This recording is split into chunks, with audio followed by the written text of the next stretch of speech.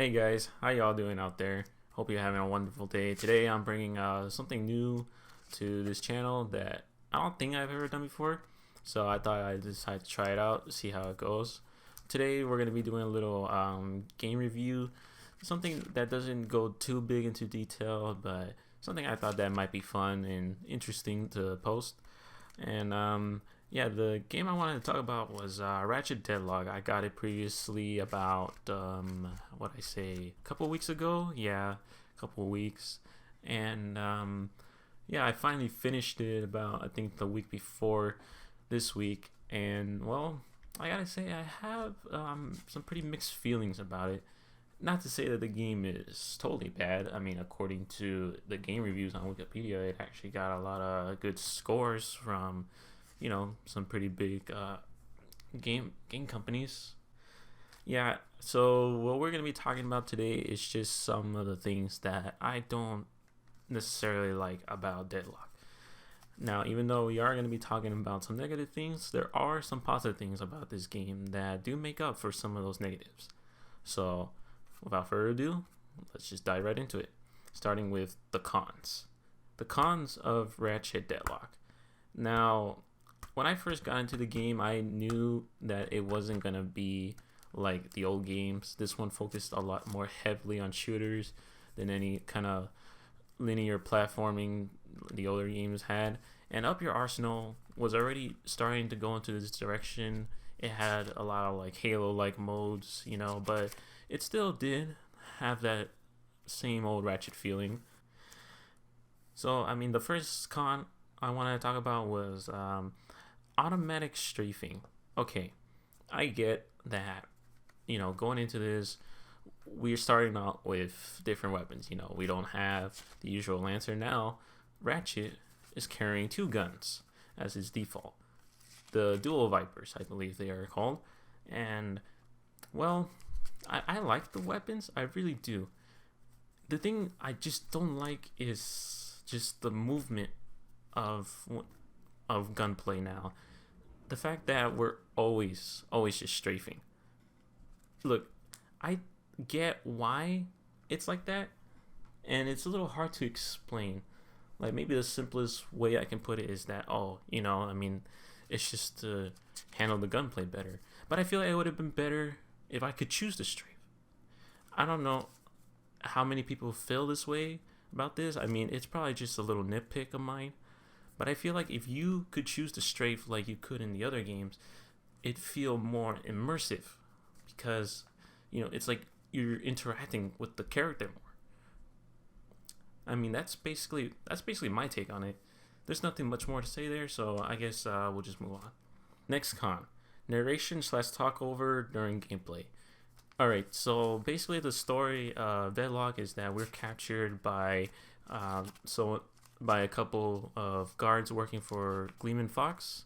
He's the main villain of the game, and he's taking us to this kind of death-like battle combat show where he hosts everything basically for ratings.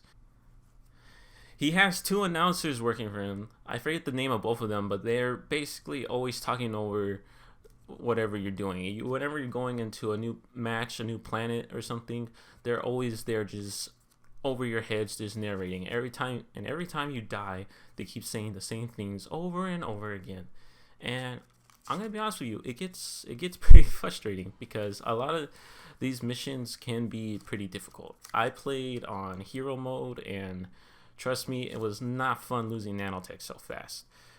In this game, pretty much you only level up by like 1 instead of 10 health, and the enemies can be pretty tough. I mean, in some planets they just keep coming back. They're like there's some enemies that are like zombies, and even though you keep killing them again, they just keep coming back and back again. And I mean, it's a little ridiculous, but I mean, it has its moments, but it's still a bit,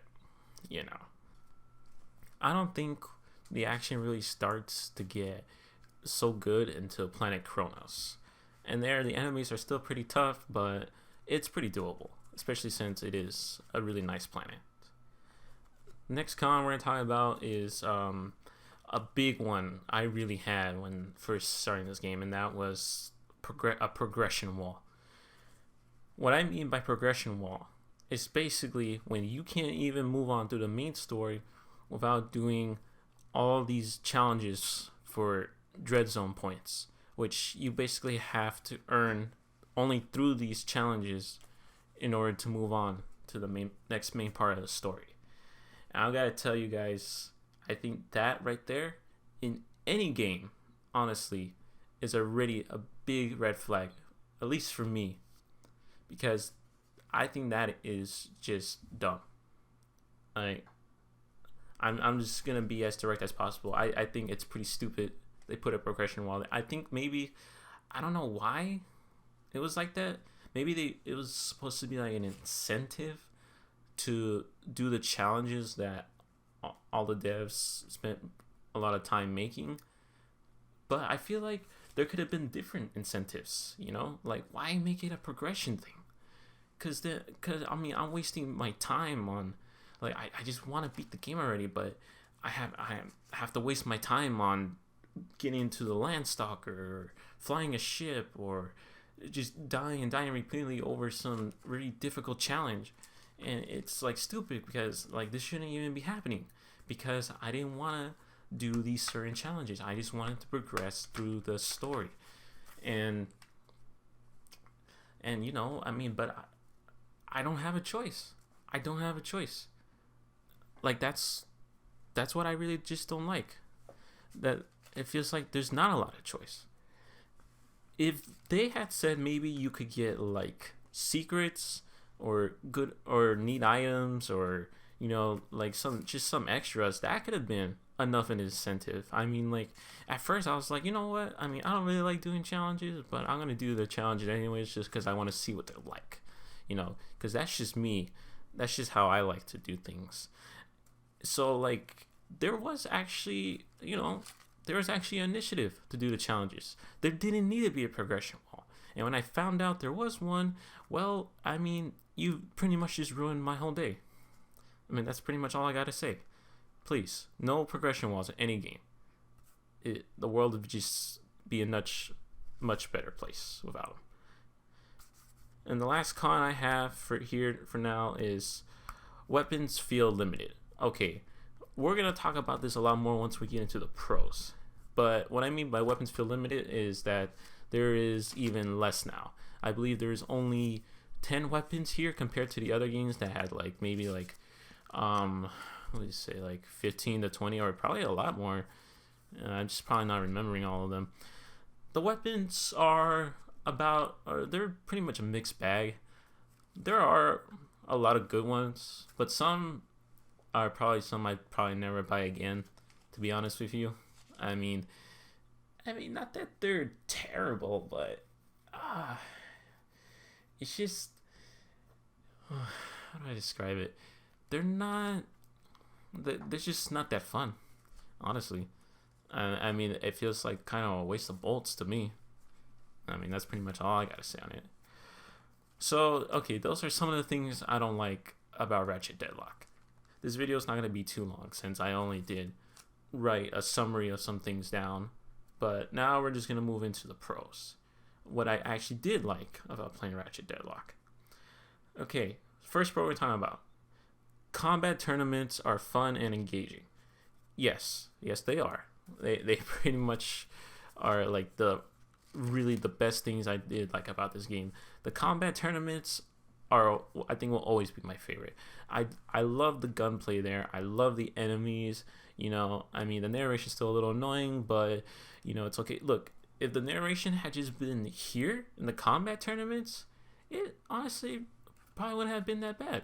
You know, because it makes a little more sense. You know, that's the big moment. Usually when you get into these tournaments is when you're going to fight a new boss. And the bosses are pretty good.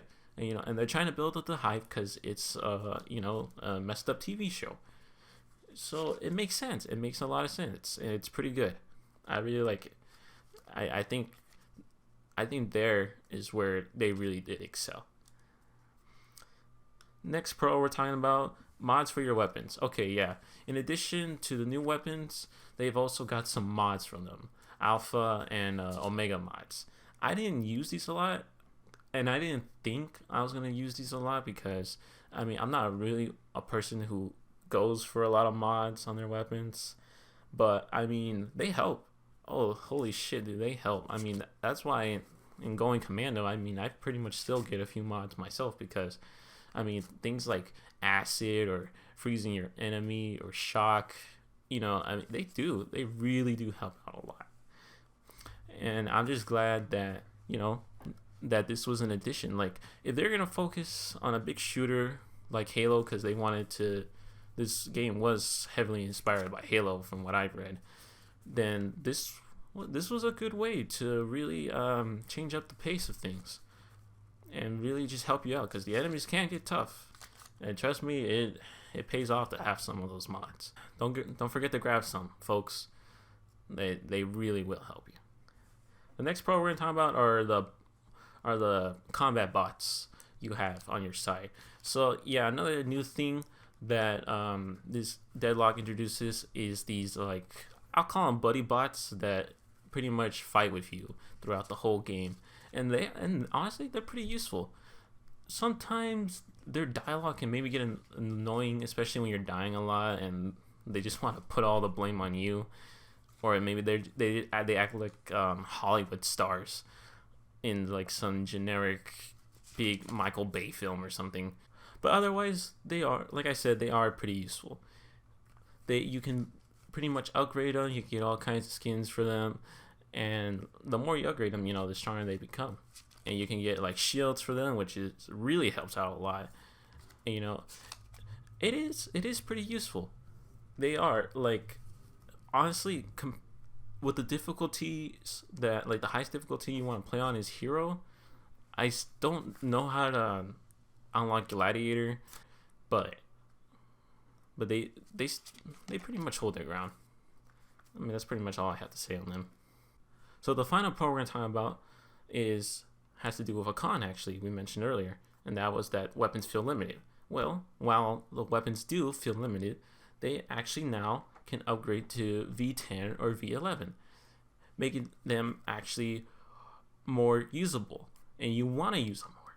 It's an incentive to use more of your limited weapons. It's a good counterbalance to them. You know, like I said, there are a lot of weapons that I wasn't really a big fan of, but the ones that really do help out, the fact that they could go to V10 or V11 was amazing, because that means I didn't have to stop using them. The more and more it upgraded, the more I wanted to use it and the more I could. And I think that's something that should definitely be implemented more into Ratchet games, I say, because that right there is a good way to keep those weapons just stronger and more noticeable, more memorable. It's a good feature, and I really do like what Insomniac did with this.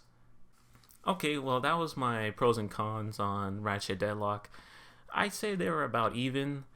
If I had to score the game, I'd probably give it about a 7 or 8 out of 10. It wasn't actually as bad as some people like to make it out. I'm not really one for for a whole on Ratchet shooter. I wish there would have been more platforming. I mean, because there are some platforms in the combat tournaments.